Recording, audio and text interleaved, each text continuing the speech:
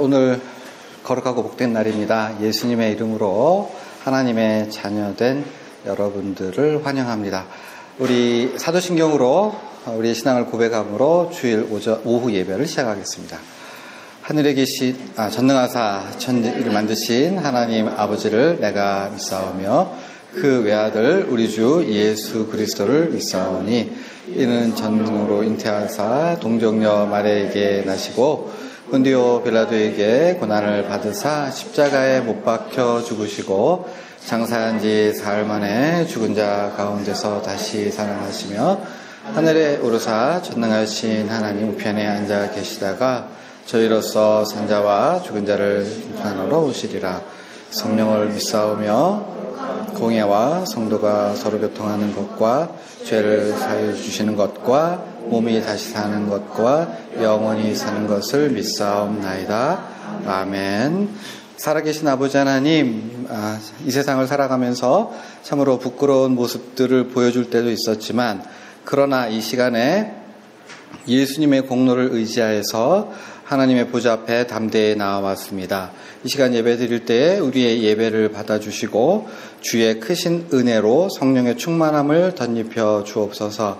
하나님의 얼굴을 베없는 귀하고 좋은 시간 되어지도록 주장하여 주시고 위로가 필요한 사람들은 위로를 얻고 건강이 필요한 사람들에게는 나음을 덧입는 귀하고 복된 시간 되도록 주님 주장하여 주옵소서. 감사드리며 살아계신 예수님의 이름 받들어 기도하옵나이다. 아멘. 찬양하죠.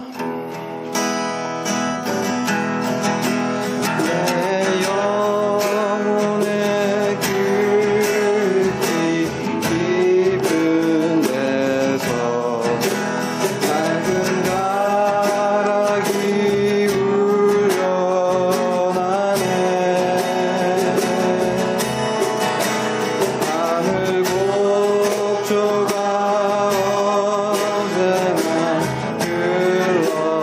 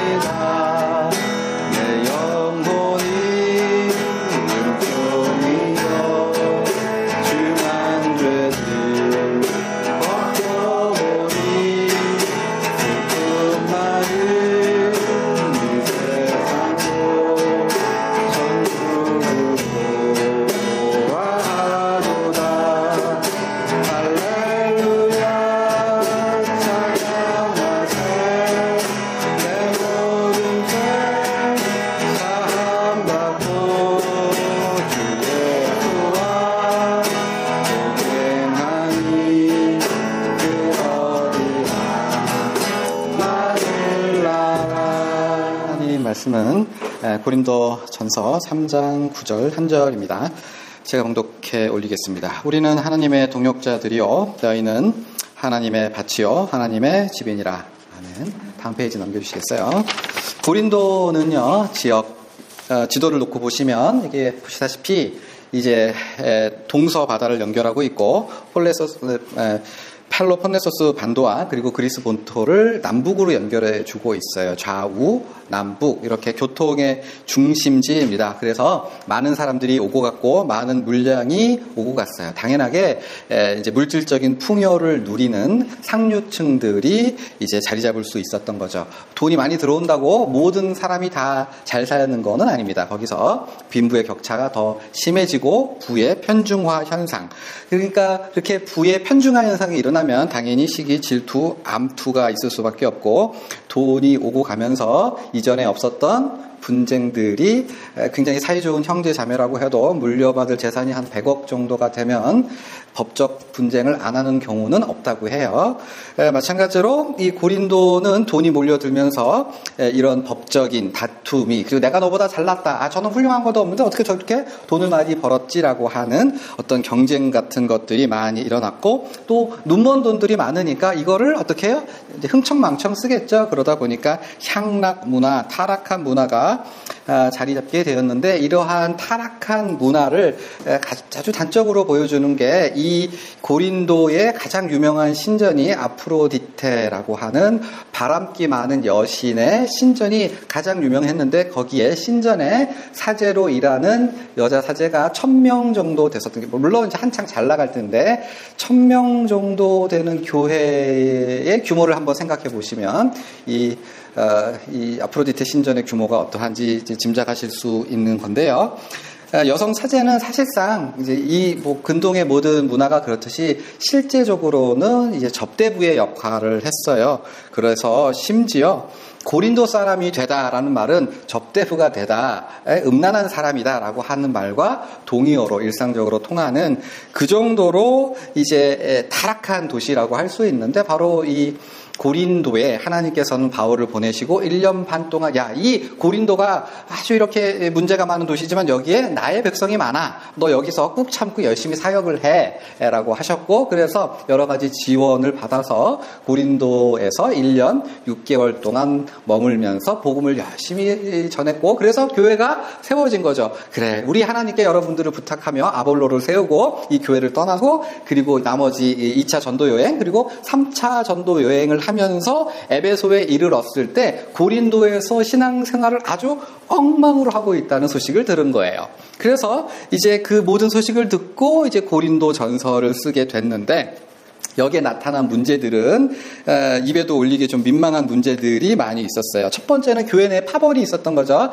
나는 아볼로파, 나는 베드로파, 나는 바울파, 나는 그리스도파 이렇게 싸웠던 거죠. 이렇게 파벌로 내가 너희보다 나는 베드로파에 속했으니까 아볼로파보다는 훨씬 더 훌륭하지 이렇게 해서 서로를 이제 경쟁하고 이제 깔보고 이런 문화가 있었고 또 어떤 이는 아버지의 첩을 자기의 아내로 데려오고 이게 문제야. 남들 다 그렇게 하는데 나도 그렇게 했어. 우리 어머니의 첩이었지만 내가 진짜 사랑해서 내가 아내로 맞이한다라는 것도 있었고 어떤 이들은 교회 안에서 싸움이 난 거죠. 너 왜 돈 안 갚어 해가지고 돈 안 갚아 그래가지고 법정에 고소하고 네가 고소했어. 나도 명예훼손으로도 고소할 수 있지. 그래서 서로 법정에서 다툼을 했고 또 어떤 이들은 이제 멀쩡하게 거룩하신 하나님 앞에 예배를 드린다고 하면서 모든 고린도 사람들이 하는 것과 똑같은 방식으로 유흥을 즐긴 거예요. 1차 가고 2차 가고 3차 가고 그리고 심지어는 그 문화를 교회 안으로 데리고 와서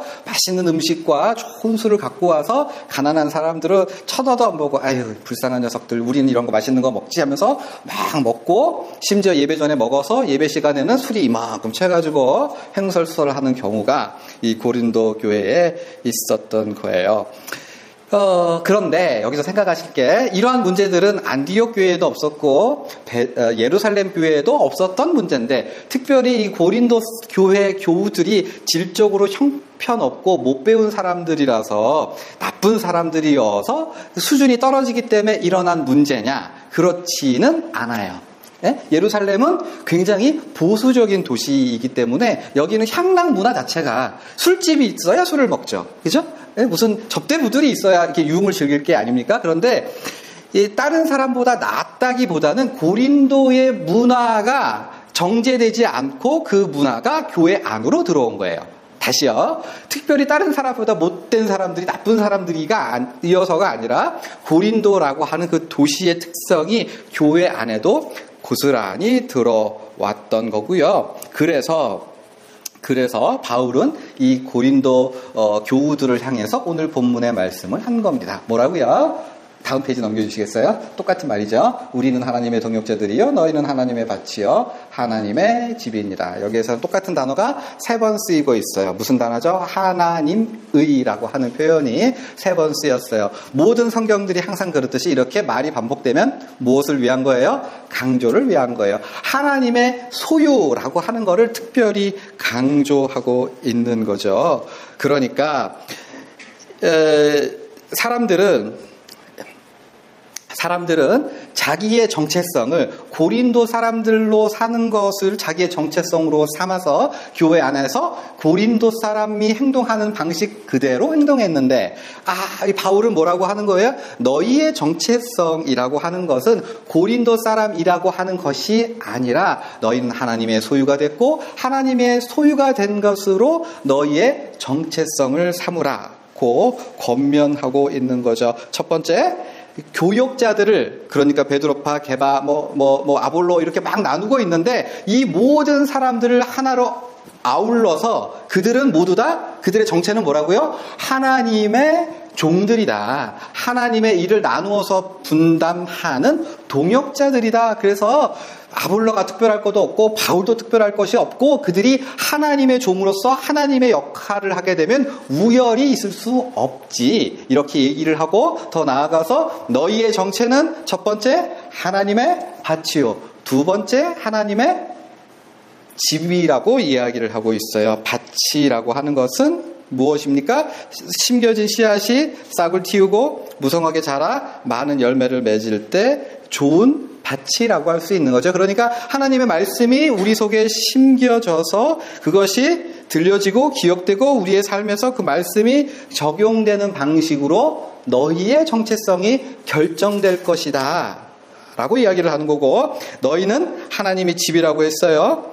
너희는 하나님의 집. 그러니까 하나님께서는 우리의 모임과 우리의 교제와 우리의 나눔과 우리 교회 그 안에서 하나님께서 역동적으로 활동하시고 있고 그것이 우리의 정체성이 되게 하라라고 하는 말입니다. 집은요, 같은 집이라도요, 어떠한 사람이 사느냐에 따라서 어떠한 집이 되는지 되지 않습니까? 굉장히 깔끔했던 집이라고 해도 정신적으로 문제 있는 사람이 그 안에 쓰레기를 채우고 나면 거기서 조금도 머무를 수가 없죠. 냄새가 나고 이제 벌레들이 쥐들이 이렇게 있으면 단 1분 1초도 머물 수 없지만 그 집이, 주인이, 그 성품이, 그 삶의 태도와 철학이 집에 그것이 배어들어서 그 집에 들어가는 순간 포근함과 따뜻함을 느끼고 여기서 2시간이고 3시간이고 좀 있었으면 좋겠다라고 하는 따뜻함을 어떤 집에 가면 맛볼 수 있지 않습니까? 그 집주인의 생각과 생활과 철학이 집안 곳곳 구석구석을 통해서 풍겨 나오는 거죠. 그래서 만약에 우리가 하나님의 집이라고 한다면 우리들의 교제, 우리들이 함께하는 이 곳곳의 대화의 활동에는 하나님의 어떠하심이 잘 드러날 수 있어야 한다. 사랑과 희락과 화평과 오래 참음과 자비와 양성과 충성과 온유와 절제가 우리들의 모든 것 속에 드러나야 한다. 너희가 사는 게 딱 보니까 고린도 사람처럼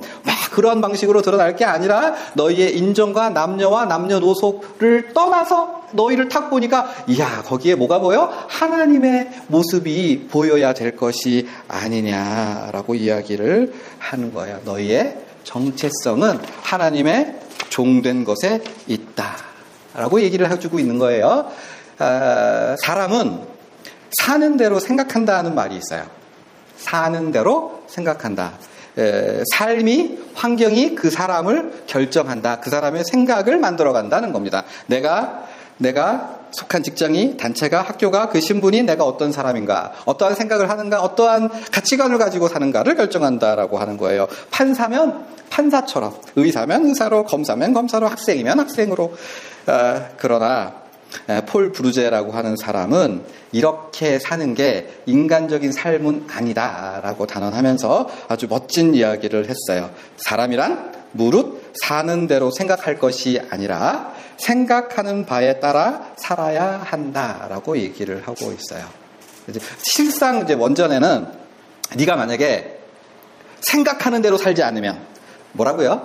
생각하는 대로 살지 않으면 너는 사는 대로 생각할 거야 라고 경고를 하고 있는 거죠.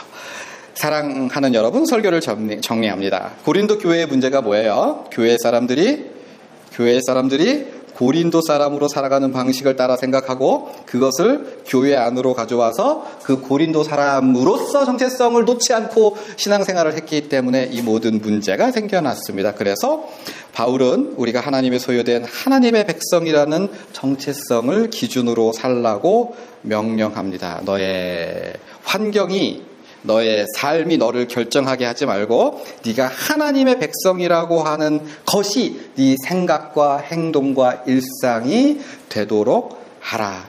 너의 생각이 너의 삶을 이끌어가게 하라. 사랑하는 여러분, 우리는 새하늘 새 땅을 소망하며 사는 사람이고, 내일이라도 우리 예수님께서 자 이제 그만하고 올라오지라고 하면 모든 걸 내려두고 하늘로 갈 것이 아닙니까? 그러한 사실을 기억하고 잊지 말고, 이 땅에 있는 것이 그것이 전부인 것처럼 내가 이걸 누리는 게 중요하지, 남보다 잘 사는 게 중요하지, 막 경쟁 속에서 이것만 보고 살 것이 아니라, 사랑하는 여러분, 하나님 백성 되었다는 사실이 우리의 삶과 우리의 생각과 우리의 만족이 될 수 있기를 바랍니다.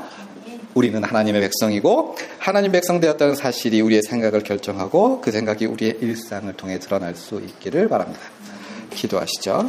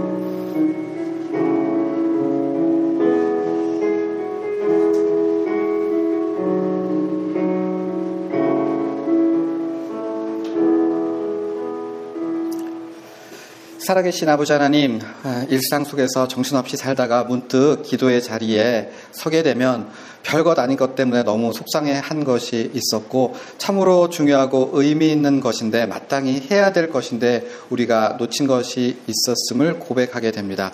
아버지 하나님, 생활의 염려와 일상의 그 모든 것들로 인해서 참으로 중요한 것을 놓치지 않게 하시고, 주께서 우리를 하나님의 백성 소유로 삼아주셨으니 그것을 우리의 정체성으로 삼아서 하나님의 백성답게 생각하고 하나님의 백성답게 생활하고 교제하는 우리 모두가 되도록 주님께서 주장하여 주옵소서. 감사드리며 살아계신 예수님의 이름 받들어 기도하옵나이다. 아멘. 하늘에 계신 우리 아버지여, 이름이 거룩히 여김을 받으시오며 나라가 임하시오며 뜻이 하늘에서 이루어진 것 같이 땅에서도 이루어지이다. 우리에게 일용할 양식을 주시옵고 우리가 우리에게 죄 지은 자를 사하여 준 것 같이 우리의 죄를 사하여 주시옵고 우리를 시험에 들게 하지 마시옵고 다만 악에서 구하시옵소서. 나라와 권세와 영광이 아버지께 영원히 있사옵나이다. 아멘. 아멘. 예배를 마쳤습니다.